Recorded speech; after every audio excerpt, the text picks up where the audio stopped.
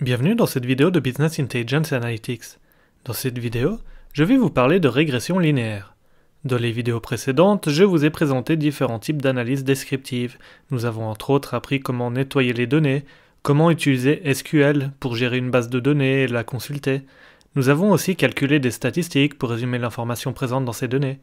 Le but était de mieux comprendre les données mises à notre disposition. Dans cette vidéo, nous attaquons une partie certainement plus excitante pour vous, celle de l'analyse prédictive. Nous allons de nouveau utiliser les données mises à notre disposition, mais avec l'objectif cette fois-ci de prédire ce qui pourrait bien se passer dans le futur. Dans cette vidéo, je vais me concentrer sur la régression avec laquelle nous allons prédire des valeurs numériques. Voici un schéma que je vous ai déjà présenté sur comment les décisions basées sur les données sont prises. Nous avons en 1 l'identification du problème, en 2 la collecte des données pertinentes pour répondre au problème, en 3 nous avons ces données qui sont ensuite pré-traitées, c'est l'étape où on gère certaines anomalies des données telles que des valeurs aberrantes ou données manquantes et où on normalise aussi les données. On arrive ensuite aux étapes 4 et 5 qui nous intéressent plus particulièrement car c'est là où on prépare les données pour ensuite entraîner des algorithmes de machine learning. À l'étape 4, elle consiste à séparer les données pré-traitées en deux parties, l'une pour entraîner les algorithmes de machine learning et l'autre pour les valider. J'en dirai plus un peu après. En étape 5, nous avons le plus important, c'est l'étape où l'on décide des modèles que l'on va utiliser pour l'analyse prédictive. Donc aujourd'hui, je vais vous parler plus particulièrement de la régression linéaire. C'est un exemple d'une méthode d'apprentissage supervisé. On distingue, en général, deux grands groupes de méthodes. Une, c'est l'apprentissage supervisé, et l'autre, l'apprentissage, non supervisé. L'apprentissage supervisé, dont la régression fait partie, regroupe toutes les méthodes pour lesquelles un algorithme essaie de prédire une variable donnée à partir de caractéristiques que l'on possède. Dans cet exemple ici qu'on vous a illustré, il y a des données pour 3 caractéristiques. Et on souhaite prédire une variable qui prend des valeurs dans les réels, une variable numérique. Par exemple, on a des valeurs pour cette caractéristique, pour 3 caractéristiques, On a ici 10, 100 et 12. Et toutes ces caractéristiques nous donnent la valeur 15. Alors là, c'est pas très intéressant, mais qu'est-ce qui se passerait par exemple si on avait de nouveau ces 3 valeurs, 8, 90 et 10, pour les 3 caractéristiques? Comment ferait-on pour deviner, prédire quelle valeur se trouve ensuite associée? De manière moins abstraite, voici d'autres situations similaires. Étant donné certaines caractéristiques d'une maison, quel est son prix? Comment peut-on le prédire? Si je vous donne le poids et la puissance du moteur de cet Aston Martin, pouvez-vous me prédire sa consommation d'essence? Avant de continuer, voyons un peu de terminologie ensemble. Les données sont généralement structurées d'une certaine manière, dont voici un exemple avec ce tableau. Une ligne correspond à ce qu'on appelle une observation. Ici, il s'agit d'un individu, un client plus précisément. Mais cette idée peut se généraliser très facilement à d'autres situations, à d'autres entités, comme par exemple un patient, une voiture, un pays, etc. Pour une colonne, on parle de caractéristiques ou d'attributs. En statistique, on parle plus généralement de variables indépendantes ou de variables explicatives, ou encore, parfois on parle de prédicteurs. Et une de ces caractéristiques est dénotée très généralement par la lettre X, petit x. Toutes ces définitions sont des termes qui sont interchangeables, que j'utiliserai tout au long de cette vidéo. Maintenant, l'ensemble de toutes ces caractéristiques est dénoté cette fois par grand X. Ce grand X contient toutes les variables indépendantes que l'on va utiliser pour prédire une variable d'intérêt, que l'on appelle en statistique variable dépendante et que l'on dénote par Y. Comme par exemple illustré ici sur ce slide, nous avons Y qui est l'une des colonnes, les dépenses totales. On parle également de variables expliquées, de variables d'intérêt ou encore de variables réponse. Tous ces noms sont des synonymes. À noter donc que grand X ne contient pas Y. C'est-à-dire mes caractéristiques, c'est différent, mes variables explicatives sont différentes de la variable que je cherche à expliquer. Et à noter également que grand X ne contient pas nécessairement l'ensemble des colonnes de la base de données, mais uniquement celles qui sont jugées pertinentes. Avec l'exemple de l'Aston Martin par exemple, on pourrait avoir des milliers de caractéristiques comme la couleur de la peinture, le nombre de portières et autres, mais décider d'utiliser qu'une petite partie pour prédire la consommation d'essence. Rentrons maintenant dans le vif du sujet. Regardons la régression plus en détail avec ce premier exemple où l'on souhaite mettre un prix sur un bien immobilier pour lequel on connaît sa superficie en mètres carrés. On a également à notre disposition une base de données avec des biens immobiliers où l'on a les superficies et les prix de vente déjà réalisés. Donc ici. La relation entre la superficie et le prix est illustrée sur ce graphique où chaque point représente donc une observation. On a noté les mètres carrés par X sur l'axe des X et le prix de vente par Y sur l'axe des Y. L'idée de la régression est d'exprimer cette relation par une simple ligne, illustrée en vert sur ce graphique. Cette ligne de régression n'est pas parfaite, elle ne passe pas par tous les points. C'est donc une approximation.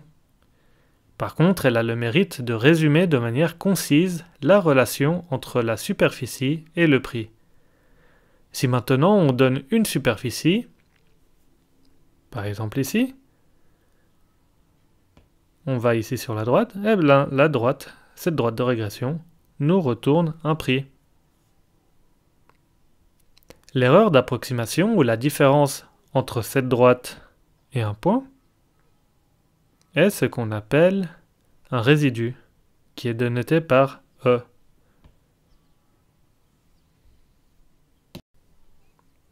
Il y a évidemment plusieurs façons de dessiner une ligne de régression, comme illustré sur ces graphiques. Nous allons supposer pour le moment que la relation entre les caractéristiques et la variable d'intérêt est linéaire. Bien sûr, il s'agit là d'une approximation. La vraie relation peut être bien plus compliquée, comme par exemple quadratique ou un polynôme d'ordre plus élevé. Une autre source d'approximation est que nous n'avons certainement pas toutes les données à notre disposition. Nous n'avons par exemple pas tous les biens immobiliers pertinents dans notre base de données.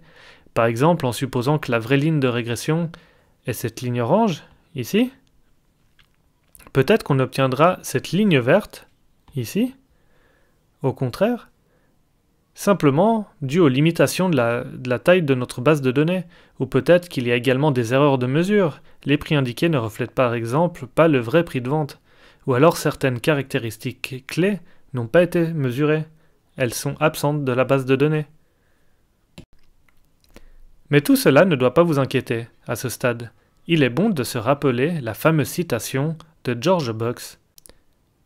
Peu importe comment on estime un modèle, celui-ci sera nécessairement faux, car il y aura toujours des erreurs, des approximations. Par contre, ce modèle peut quand même être utile. On peut l'utiliser, par exemple, pour faire des prédictions. Continuons. Voici schématiquement comment un modèle prédictif est construit. Ici, je reprends l'exemple sur la prédiction du prix de vente d'un bien immobilier que l'on dénote par Y. Nous avons également plusieurs caractéristiques dans notre base de données dénotées par grand X. Certaines caractéristiques n'étant pas nécessaires, on va en extraire un sous-ensemble dans cette étape. Ce sous-ensemble de données est ensuite séparé en deux parties. Une partie ici pour l'entraînement et une partie pour le test. La partie entraînement sera utilisée donc pour estimer le modèle. En anglais, on parle de training set. Et l'autre partie sera là pour tester le modèle, tester sa validité. L'idée est donc d'estimer le modèle de régression sur une partie des données et d'ensuite évaluer à quel point ce modèle se généralise sur une autre partie des données qui n'a pas été utilisée pour construire le modèle prédictif. C'est un moyen simple et très puissant d'apprécier la capacité de prédiction d'un modèle.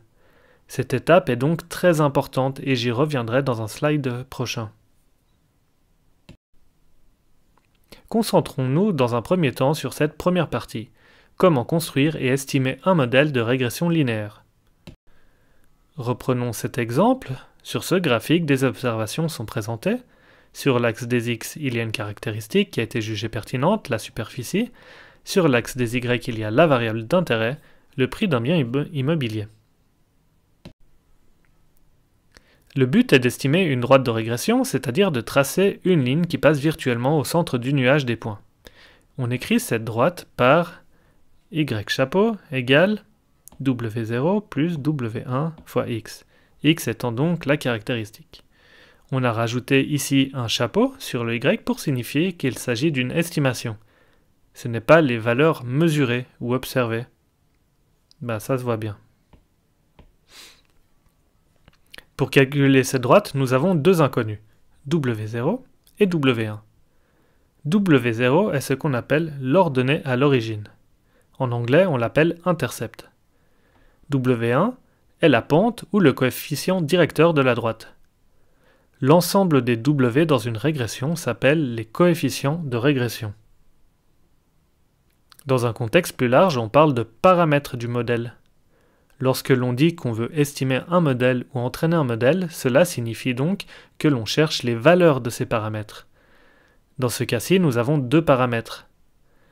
À noter finalement qu'en statistique, on utilise une notation un peu différente. On dénote les coefficients de régression avec des bêtas, les lettres grecques.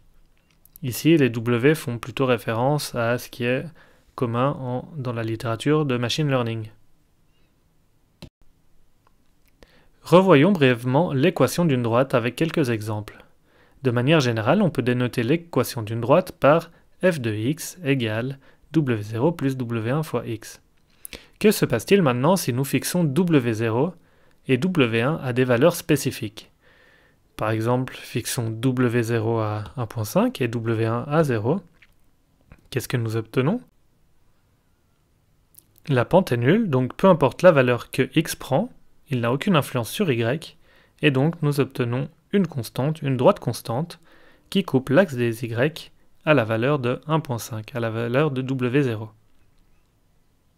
Si maintenant on fixe l'intercept à 0, et on prend la pente à 0.5, qu'obtient-on?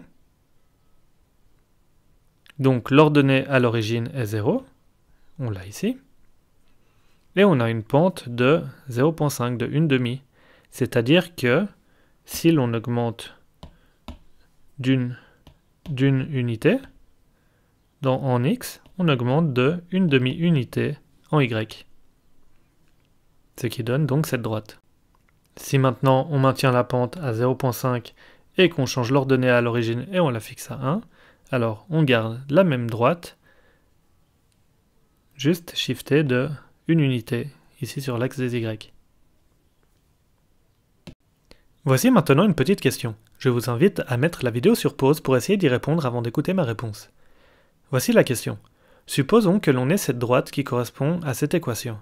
Quelle est la valeur du point d'intersection entre cette droite et l'axe des y? Vous avez ces trois possibilités pour répondre.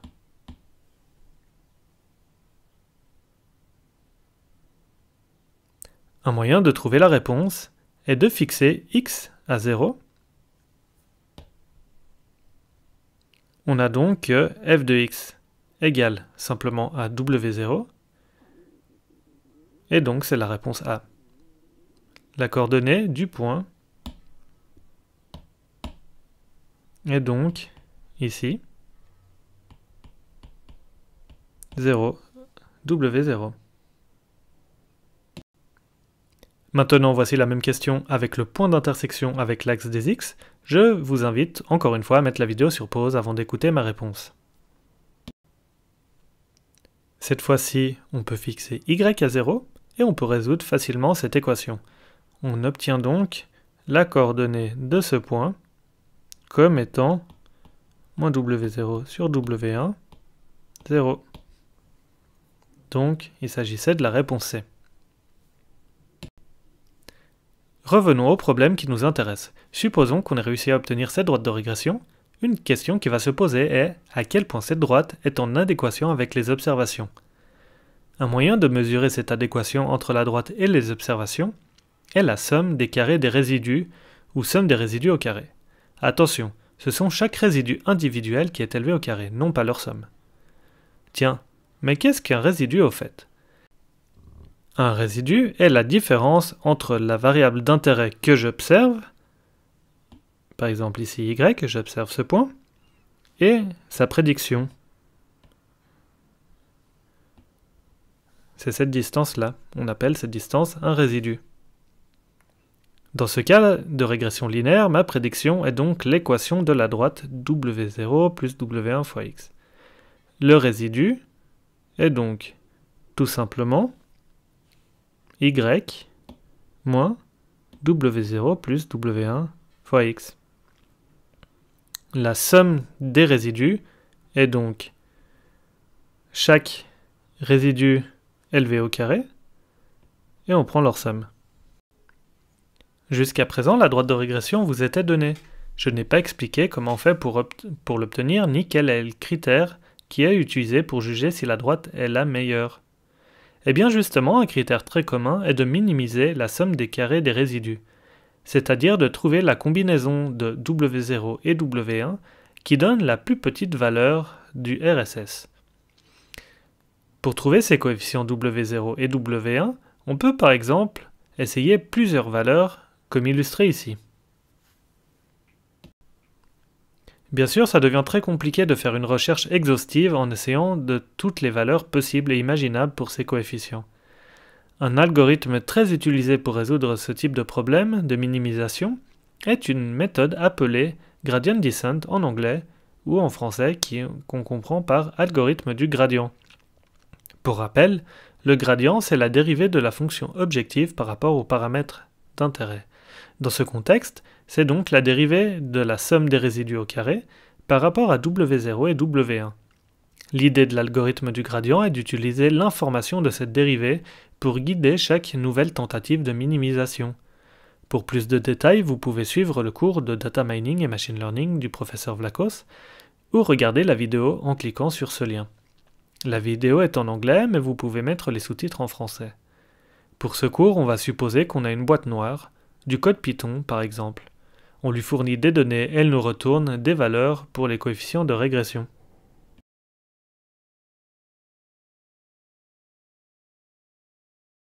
Supposons maintenant que l'algorithme du gradient nous ait donné ces valeurs qui minimisent la somme des résidus au carré. Maintenant, nous pouvons faire des prédictions. Comment allons-nous faire cela?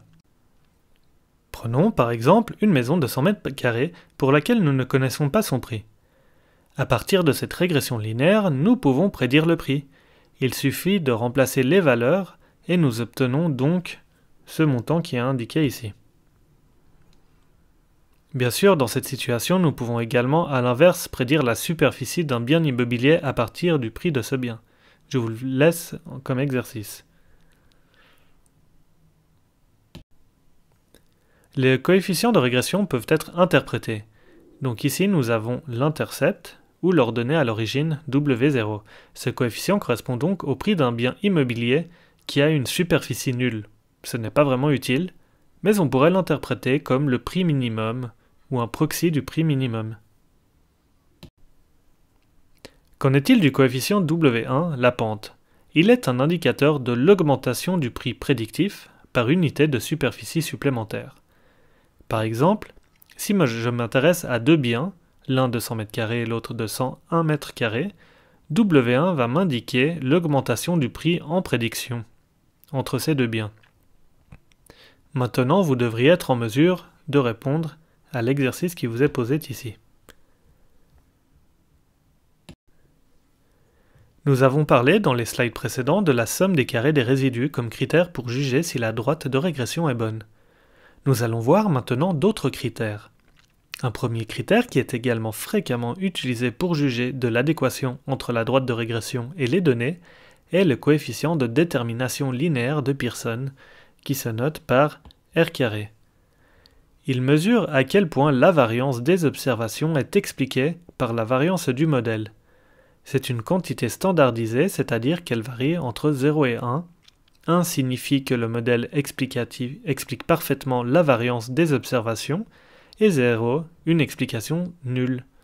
On calcule ce coefficient de détermination avec la formule qui vous est donnée ici, 1 moins RSS divisé par TSS. Donc RSS est la somme des carrés des résidus, et TSS, c'est la somme des carrés des différences entre les observations et la moyenne des observations. Autrement dit, TSS est un estimateur de la variance des observations. Qu'est-ce qui se passe par exemple si je prédis avec une très grande précision? J'aurai à ce moment-là Y chapeau qui vaut Y, et donc ce coefficient deviendrait 0, et nous obtiendrons un R carré de 1. Si maintenant, au contraire, je remplace Y chapeau par Y bar, là c'est la moyenne des données, alors j'obtiendrai à ce moment-là un R carré de 0. Voici maintenant une illustration avec cette quantité pour 4 observations. Chaque carré rouge représente le carré de la différence entre une observation et la moyenne des Y. De façon similaire, chaque carré bleu représente le carré d'un résidu. Si on cumule tous les carrés rouges, on obtient ce TSS. Et tous les carrés bleus, on obtient le RSS. On imagine facilement que la somme de ces surfaces rouges est bien supérieure à la somme des surfaces bleues, et donc le R carré dans ce cas sera relativement élevé. Il y a un autre critère pour juger de la qualité d'une prédiction, c'est la moyenne des erreurs absolues. Ce critère donne une information différente. Par exemple, si ce critère prend la valeur de 25 000, cela signifie qu'en moyenne, il y a un écart de 25 000 en valeur absolue entre nos prédictions et la variable expliquée. Ce critère est donc basé sur une moyenne et est à contraster par exemple avec le RSS qui est la somme des valeurs positives et donc qui s'accroît toujours en fonction du nombre d'observations qu'on considère.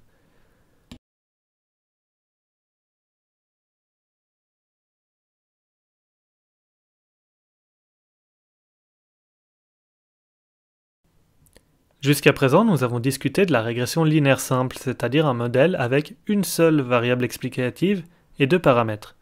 Nous allons maintenant généraliser à plusieurs variables, à plusieurs caractéristiques. Nous avons vu l'exemple de la prédiction d'un bien immobilier à partir de la superficie en mètres carrés de ce bien. Considérons maintenant une deuxième caractéristique. Par exemple, le nombre de salles de bain. Qu'est-ce qui se passe dans ce cas? Nous avons maintenant un nouvel axe supplémentaire et la représentation se fait en 3 dimensions.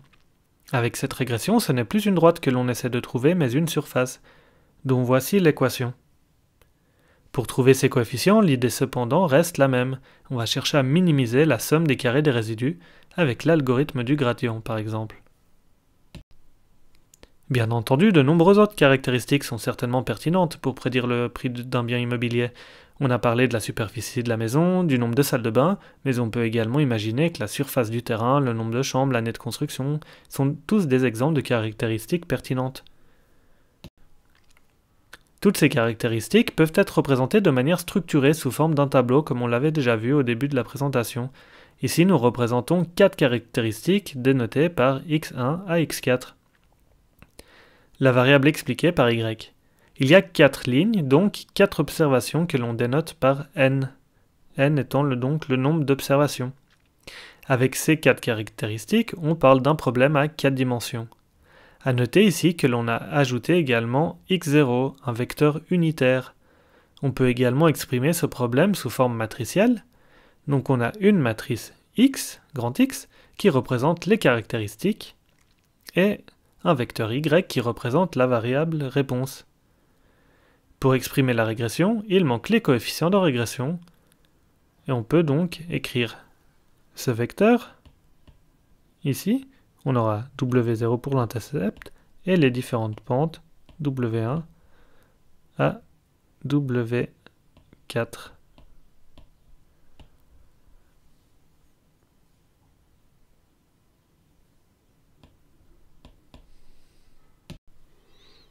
Jusqu'à présent, la régression a été illustrée par l'exemple d'un bien immobilier. Est-ce que vous pouvez imaginer d'autres exemples? Voyons quelques exemples de régression multiple.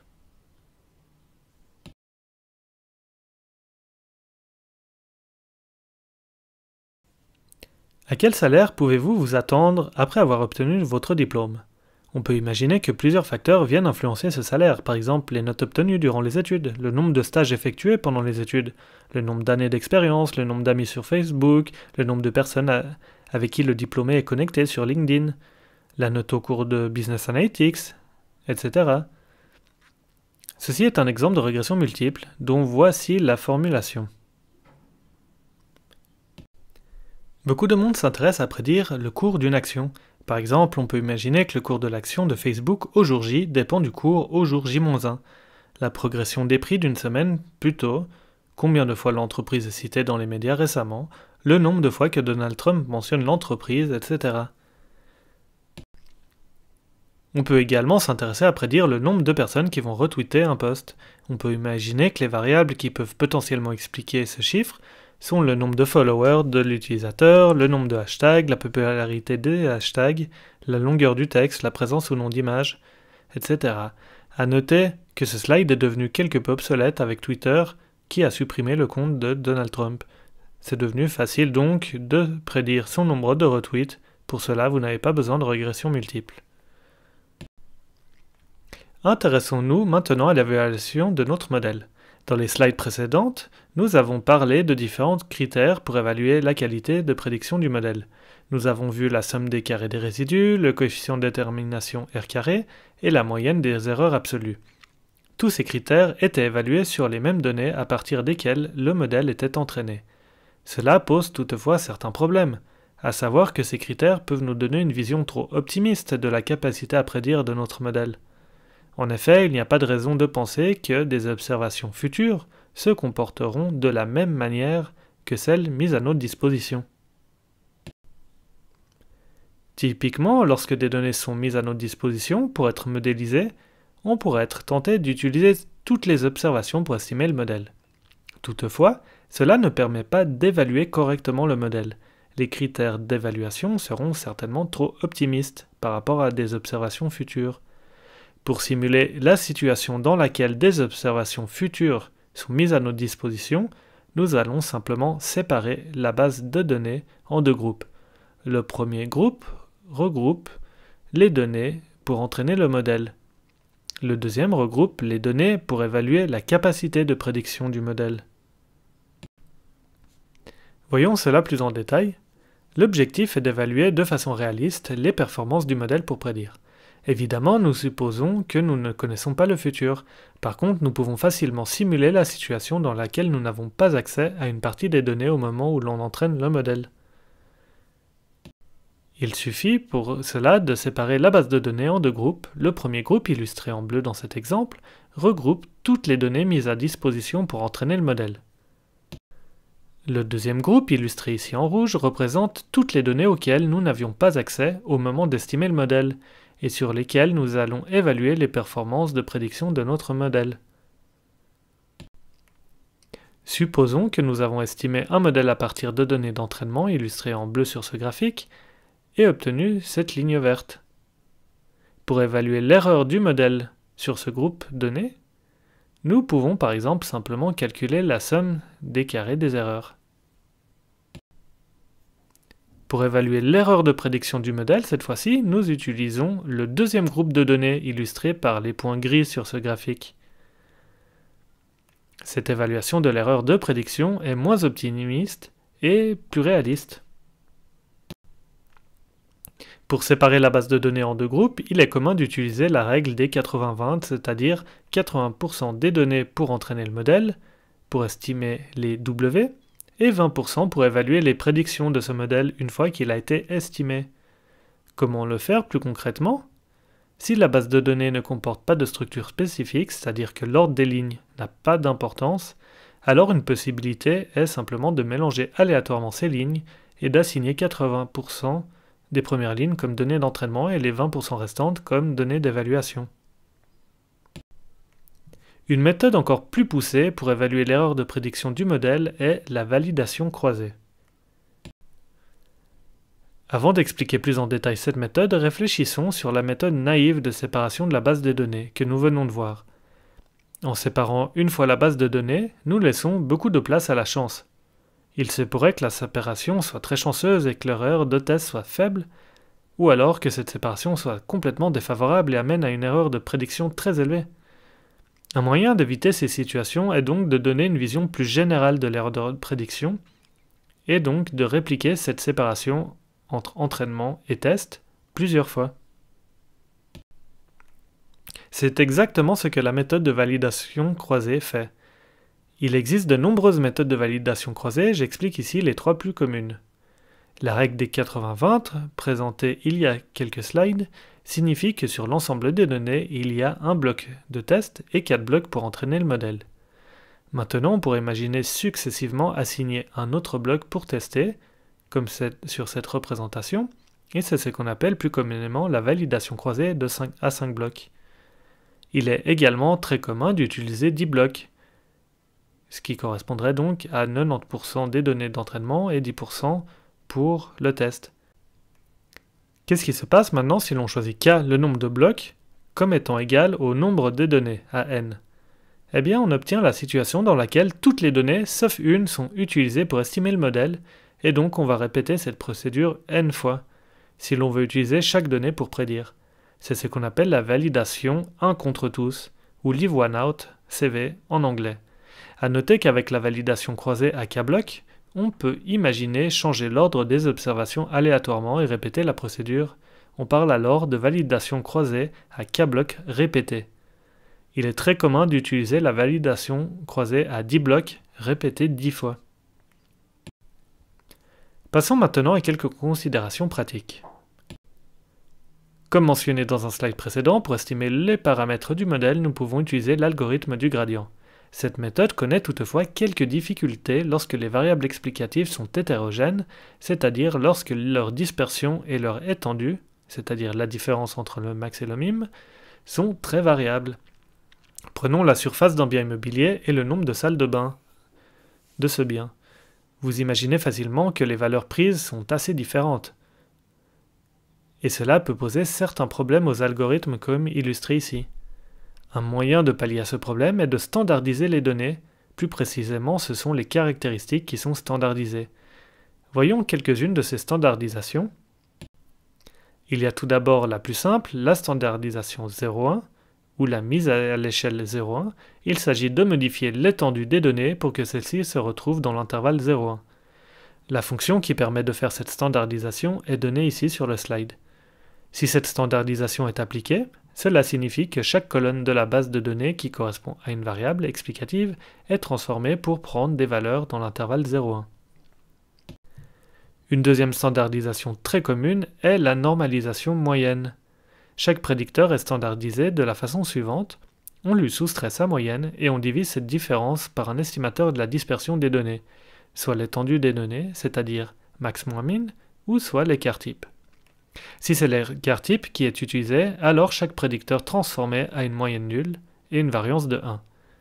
Voici un exemple avec la surface, où c'est l'étendue des données qui est utilisée. Ces standardisations sont déjà implémentées dans sklearn et sont donc faciles à utiliser. Une autre considération pratique est l'utilisation de variables catégorielles. Jusqu'à présent, nous avons supposé que les caractéristiques étaient des valeurs numériques, c'est-à-dire qu'elles prennent des valeurs dans les réels. En pratique, vous allez certainement rencontrer des variables catégorielles, c'est-à-dire des variables qui prennent un nombre limité de valeurs. Par exemple, nous avons vu le nombre de salles de bain. Comment prendre en considération ces variables? Dans cette base de données, il y a une colonne qui correspond au genre de l'individu et qui a 2 catégories, homme ou femme. C'est une variable catégorielle dite binaire. En pratique, ces catégories sont converties en valeurs numériques, typiquement 0,1 pour une variable binaire. Par exemple, homme égale 0 et femme 1, ou inversement. Dans cette base de données, il y a aussi une colonne qui représente une méthode de paiement et qui contient plusieurs catégories. Une façon de convertir cette variable catégorielle en valeur numérique est d'utiliser l'encodage dit one-hot. L'idée de cette méthode est de générer une colonne par catégorie et d'attribuer la valeur 1 à la ligne qui correspond à la catégorie et 0 sinon. Supposons qu'il y ait 4 catégories. L'encodage OneHot génère donc 4 colonnes de la façon suivante. Prenons par exemple la première colonne qui correspond à Electronic Check. Et donc on aurait des 1 à chaque fois que Electronic Check apparaît. Et 0 sinon. Et ainsi de suite pour les autres colonnes. Une autre manière d'encoder cette variable catégorielle est de définir une valeur numérique pour chaque catégorie, comme illustré ici. C'est ce qu'on appelle l'encodage de label, où on a fixé par exemple 1 pour les chèques électroniques, 2 pour chèques postaux, 3 pour transfert bancaire, 4 pour crédit. De manière générale, on utilisera l'encodage OneHot s'il y a jusqu'à 10 ou 15 catégories, et l'encodage de label s'il y en a plus. Un point de vue plus pragmatique est d'essayer les deux techniques d'encodage et de regarder laquelle donne les meilleurs résultats, en termes d'erreurs de prédiction par exemple. Pour plus d'exemples, vous pouvez consulter cette page sur Kaggle. La librairie Python sklearn est déjà équipée de ces techniques d'encodage. Pour terminer, revoyons une partie de la terminologie vue dans cette vidéo.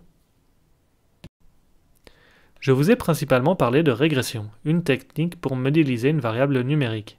Nous avons vu la régression linéaire simple, où l'on utilise une seule variable explicative, puis sa généralisation avec la régression multiple, qui contient donc, elle, plusieurs caractéristiques. Je vous ai parlé de l'erreur d'apprentissage, c'est-à-dire de l'erreur du modèle sur les données utilisées pour construire ou estimer ce modèle. Et ensuite, je vous ai parlé de l'erreur de test, c'est-à-dire l'erreur du modèle sur des données qui n'ont pas été utilisées pour estimer ce modèle. Je vous ai souligné l'importance de séparer la base des données en deux groupes pour évaluer cette erreur de test, et je vous ai notamment parlé de la validation croisée à K-block pour répliquer de manière aléatoire cette séparation des données. Finalement, je vous ai présenté certaines considérations pratiques, notamment deux manières d'encoder une variable catégorielle. J'espère que vous avez apprécié cette vidéo. N'hésitez pas à le revoir ou cliquer sur les autres vidéos de cette série de vidéos pour le cours de Business Intelligence Analytics de HEC Lausanne. Maintenant, c'est votre business de faire parler votre intelligence et démontrer vos capacités analytiques.